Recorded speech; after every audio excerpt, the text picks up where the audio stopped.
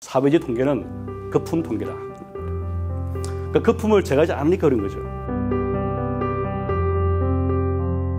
그러니까 제가 공주와 함께 거품을 제거하고 다시 북한의 국민 소득을 재추정하니까 한국의 북한에 앞선 것이 68년부터입니다.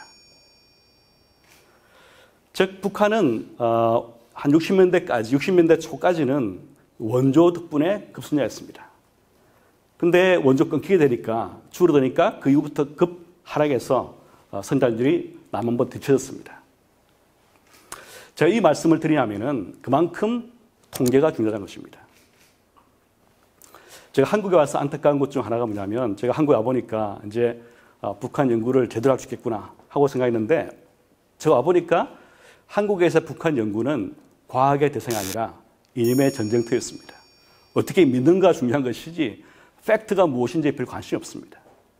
그리고 나는 이렇게 본다, 저렇게 본다 이걸로 싸우는 거예요. 근데 보는 것보다는 팩트가 중요한 거 아니겠습니까? 만약에 우리 정책 결정하는 분들이 60년대 후반부터 한국이 북한 앞질렀다. 1인당 국민소득에서. 근데 인구는 2배이기 때문에 그렇다 그러면 경제의 면에서는 한국이 압도적이었습니다. 그렇다 그러면 과연 한국이 오랜 기간 동안 반공, 멸공을 주장하면서 이 북한하고 인게이지 하지 않은 것이 잘된 정책이었을까 하고 의구심 품는 거죠. 지금의 핵위기가 만약에 한국이 70년대, 80년대 계속 북한과 다양한 방식으로 인게이지 했더라면 어떤 현상이 발생했을까 하는 생각이 드는 거죠. 이 팩트 하나가 어떤 면에서는 정책을 바꿀 수 있다는 것입니다. 그 제가 한국에 들어와서 직후부터 한국에 와 있는 탈북민들을 대상으로 이제 연구를 했습니다. 그래서 지금까지 3,000명 가량 탈북민 데이터를 모았습니다. 그러니까 우리 한국에 한 33,000명 와 계신가요? 지금까지? 그중 10% 가량 데이터를 모아서 이 탈북민을 통해서 북한 경제를 연구를 하기 시작했습니다. 그와 동시에 이 북한의 기본적인 통계 데이터인 국민소득, 성장률 추정들을 하기 시작했습니다. 그 결과를 보니까 한국과 북한의 1인당 국민소득의 비율은 100대 2.8이다 하는 것입니다. 그래서 북한은 쭉 줄을 세우면 세계에서 하위 10%에 속하는 이 저개발국이다 이렇게 볼 수 있겠습니다. 이 네팔과 유사한 국민소득이다 이렇게 볼 수 있겠습니다. 이게 얼마나 정확하냐 제가 물어보시면 제 답은 대충 정확하다 하는 겁니다. 누구도 정확하게 모릅니다. 하지만 다양한 방법으로 많이 추정해 봤는데 결론은 거의 비슷합니다. 한 700~800불 되는 경제입니다. 자, 이런 북한 경제를 이해한 다음에 이제 질문을 던져보면 이 북한의 핵 문제, 특히 2010년부터 시작된 이 핵 개발을 어떻게 볼 것이냐 하는 것입니다. 북한은 핵과 미사일 개발을 계속할 것이고 미국은 이걸 두고 볼 수 없고 그 만나는 시점은 전쟁일지 모른다 하고 생각했습니다. 위기감이 몰려왔어요. 따라서 제 지식을 총동원해서 어떻게 북한을 제재해야 북한이 협조 나올 것이냐 하고 고민했습니다.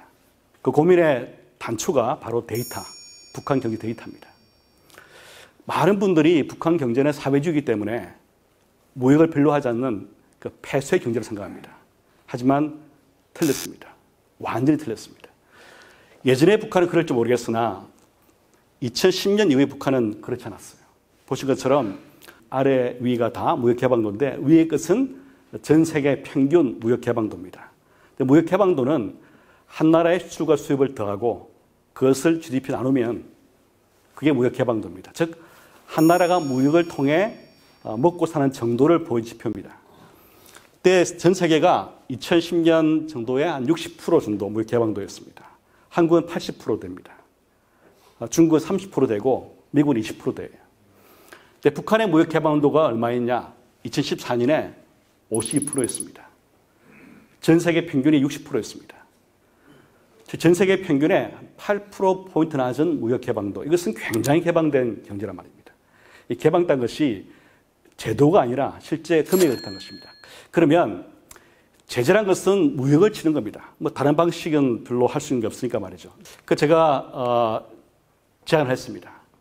3가지를 제안했습니다. 첫 번째는 북한의 제1위 수품목인 광물을 막아야 한다. 광물. 광물은 북한이 많이 출할 때 전 수출의 60%였습니다. 이윤이 80%, 마진이 80% 될 만큼 돈 낳는 거위였습니다. 두 번째는 북한이 해외 파견한 근로자였습니다. 물론 장기적으로 이분들이 북한의 새로운 지식을 주입할 수 있고 또 북한에 아주 개방될 때 기업을 할 수 있는 분들이겠지만 단기적으로 할 수 없이 이 북한의 큰 돈을 버는 외화 수입원이기 때문에 이분들을 돌려보내자 하고 제안했습니다. 세 번째는 석유를 막자. 근데 석유는 어려울 것이다. 중국이 동의하지 않을 거니까. 하지만 노력하자 하고 제안했습니다. 결과적으로 유엔 안보리 제재를 보시면 그런 식으로 진화되어서 북한의 모든 광물출을 막았고 북한의 파견 근로자들이 작년 말까지는 북한으로 돌아왔어야 됐고 그 다음에 원유와 정제유도 실링이 주어졌습니다. 그 결과를 보시면 이렇습니다. 이게 북한의 무역 추이를 보여준 그림입니다. 2010년 이후에 급증한 이 북한의 무역이 2018년에는 이렇게 많이 떨어졌습니다. 북한 수출은 90% 이상 감소했습니다. 지금 수출액은 북한의 고난 행군 때보다 적습니다. 물론 이것은 공식 무역이고 여기 잡히지 않는 밀목이 많이 있습니다. 그래도 밀무역을 할 수 있는 아마 수출은 전체 북한 수출이 정점을 대비해서 많이 잡아봐야 한 30% 늘 거로 보여집니다. 즉 북한의 무역 충격은 지금 이미 일어났고 이 충격이 지금 외화 쪽이나 북한의 외화 수입이 줄어들기 때문에 외환 위기에 올 수도 있고 그 다음에 시장 충격과 그 산업 충격으로 이렇게 전파된 과정이다 이렇게 볼 수 있겠습니다.